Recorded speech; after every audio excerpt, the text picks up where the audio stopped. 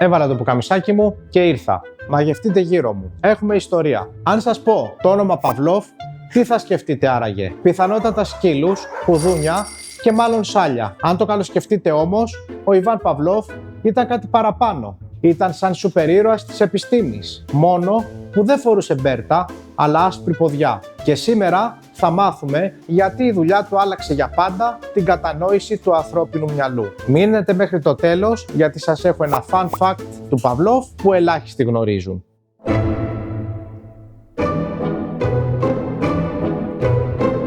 Ο Ιβάν Πετρόβιτς Παυλόφ γεννήθηκε το 1849 στη Ρωσία. Ως γιος ιερέα, όλοι περίμεναν να ακολουθήσει το δρόμο της Εκκλησίας. Εκείνος όμως τους την έφερε. Είχε μία άλλη κλίση. Από μικρός λοιπόν παρατηρούσε το σώμα. Αναρωτιόταν για τις λειτουργίες του και έτσι στράφηκε στην επιστήμη. Σπούδασε στην Αγία Πετρούπολη, πέρασε στην Ιατρική Ακαδημία και ειδικεύτηκε στη φυσιολογία. Ήταν αυστηρός, απαιτητικός, αλλά είχε πάθος για την έρευνα. Και έτσι ο Παυλόφ αφιερώθηκε στη μελέτη του ανθρώπινου οργανισμού. Παντρεύτηκε τη Σεραφίνα Καρτσέφσκαγια, ή όπως τη λένε τέλος πάντων, που στάθηκε δίπλα του σε μια ζωή γεμάτη εργαστήρια, χειρουργικά εργαλεία και επιστημονικές αιμονές. Στα πρώτα του πειράματα, πριν καν σκεφτεί τους σκύλους, ο Παυλόφ μελέτησε την πέψη στον άνθρωπο. Είχε ασθενείς οι οποίοι λόγω σοβαρών γαστρικών επεμβάσεων έδιναν μοναδική ευκαιρία για παρατήρηση. Μέσα από σωληνίσκους μπορούσε να συλλέγει και να μετρά τα γαστρικά υγρά σε πραγματικό χρόνο.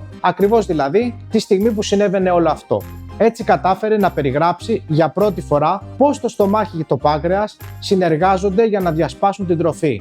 Κάτι προβλήματα που έχει ο κόσμος. Η ανακάλυψη του ρόλου του παγκρεατικού χυμού στην πέψη των πρωτεϊνών ήταν ένα από τα επιστημονικά του επιτεύγματα. Αυτή η γνώση αποτέλεσε τη βάση έως και σήμερα για την κλινική γαστρεντερολογία. Όμως η μοίρα του πήγε αλλού. Καθώς πειραματιζόταν με τους σκύλους του εργαστηρίου, συνέβη κάτι απρόσμενο, κάτι παράξενο. Ήθελε να μετρήσει το σάλιο για να μελετήσει την πέψη, αλλά παρατήρησε ότι τα ζώα άρχισαν να σιελώνονται πριν καν φάνε. Δηλαδή, να βγάζουν σάλια. Αρκούσε να ακούσουν τα βήματα του βοηθού ή τον ήχο ενός μετρονόμου. Γιατί ναι, δεν χρησιμοποίησε κουδούνι όπως γνωρίζουμε, αλλά έναν μετρονόμο. Και μάλλον εκείνη τη στιγμή του γεννήθηκε η ιδέα.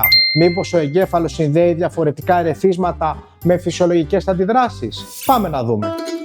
Αφού λοιπόν για χρόνια πειραματίστηκε, δοκίμασε ήχους, δοκίμασε φώτα, ακόμα και σχήματα, διαπίστωσε ότι ένα ουδέτερο ερέθισμα μπορεί να αποκτήσει νόημα όταν συνδυάζεται με κάτι πολύ σημαντικό, όπως είναι η τροφή. Αντίστροφα, όταν το ερέθισμα παρουσιαζόταν μόνο του, χωρίς κάποια ανταμοιβή, η αντίδραση έσβηνε σταδιακά. Θα το αναλύσουμε πλήρως στο επόμενό μας βίντεο. Σήμερα όμως θα δούμε πώς έφτασε ως εκεί.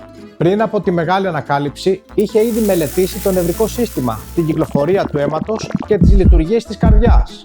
Ήταν μάλλον αρκετά παρατηρητικός. Είχε παρατηρήσει ότι ακόμα και στους ανθρώπους, ήχοι ή μυρωδιές μπορούσαν να προκαλέσουν σιελώρια χωρίς να υπάρχει φαγητό. Αυτό στην επιστημονική γλώσσα το ονομάζουμε διαγερσιμότητα του αυτόνομου νευρικού συστήματος μέσω εξωτερικών ερεθισμάτων. Μην τρομάζετε, έχει μια πάρα πολύ απλή εξήγηση. Οι πειραματικές του σημειώσεις περιγράφουν με ακρίβεια την νευροφυσιολογική διέγερση των σιελογόνων αδένων και την εμπλοκή του κεντρικού νευρικού συστήματος στη ρύθμιση της πέψης.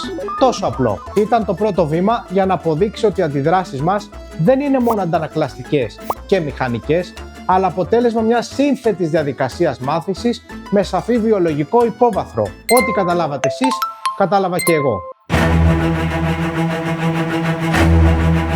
Το 1904 βραβεύτηκε με το Νόμπελ Ιατρικής για την έρευνα του στην πέψη.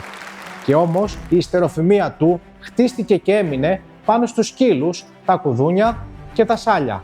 Ο κόσμος θυμάται το πείραμα του Παυλόφ, όχι το βραβείο του. Όχι επίσης ότι το βραβείο δεν ήταν για αυτό το πείραμα. Και εδώ κολλάει το κρύο χιούμορ. Αν το καλοσκεφτείς, ίσως είναι ο μόνος άνθρωπος που έγινε διάσημος επειδή παρατηρούσε σάλια. Δεν είναι ότι πιο glamorous τίτλος δόξας αυτό. Κάπου εδώ επιτρέψτε μου να ευχαριστήσω το χορηγό του σημερινού βίντεο, Think the Nash Group, που μας υποστηρίζει με τη super premium τροφή Brit. Γιατί, όπως μας έμαθε και ο Παυλόφ, η σωστή τροφή είναι το πρώτο βήμα για μια υγιή και χαρούμενη ζωή. Είτε μιλάμε για σκύλους, είτε για ανθρώπους. Η κληρονομιά του Παυλόφ είναι τεράστια. Επηρέασε την ψυχολογία, τη θεραπεία φοβιών, αλλά και την εκπαίδευση των ζώων. Κάθε φορά που ο σκύλος μας τρέχει χαρούμενος όταν ακούει το λουρί του, υπάρχει λίγο Παυλόφ εκεί μέσα. Κάθε φορά που εσείς χαμογελάτε στον ήχο μιας ειδοποίησης στο κινητό σας, είναι πάλι εκείνος που εξηγεί τι συμβαίνει. Και εδώ ο Παυλόφ πιθανόν να έλεγε πως τα notifications είναι ο σύγχρονος μετρονόμος. Μόνο που αντί για σάλια βγάζουμε άγχος. Ο Παυλόφ πέθανε το 1936, αφήνοντας πίσω του μία επιστήμη πλέον μετρήσιμη, πιο πειραματική, πιο σίγουρη για το πώς λειτουργεί ο εγκέφαλος. Ένας ακούραστος ερευνητής που μας έμαθε ότι ακόμα και μία σταγόνα σάλιου μπορεί να ξεκλειδώσει τα μυστικά της μάθησης. Όπως σας υποσχέθηκα στην αρχή, ήρθε η ώρα για το fun fact του Παυλόφ. Ο ίδιος, λίγο πριν πεθάνει, κάλεσε συναδέλφους του να παρατηρήσουν και να καταγράψουν τα τελευταία του συμπτώματα, ώστε ακόμα και η ίδια του η διαδικασία του θανάτου να συμβάλλει στην επιστήμη. Ήταν πραγματικά επιστήμονας μέχρι την τελευταία του ανάσα. Εδώ θα σας αφήσουμε ένα teaser. Στο επόμενο βίντεο θα εξηγήσουμε αναλυτικά τι είναι το classical conditioning με παραδείγματα που θα σας κάνουν να δείτε αλλιώς τόσο τη δική σας καθημερινότητα όσο και τη συμπεριφορά των σκύλων σας. Μείνετε λοιπόν συντονισμένοι, κάντε subscribe και χτυπήστε το καμπανάκι. Όχι αυτό του Παυλόφ, αυτό του YouTube. Έφυγα.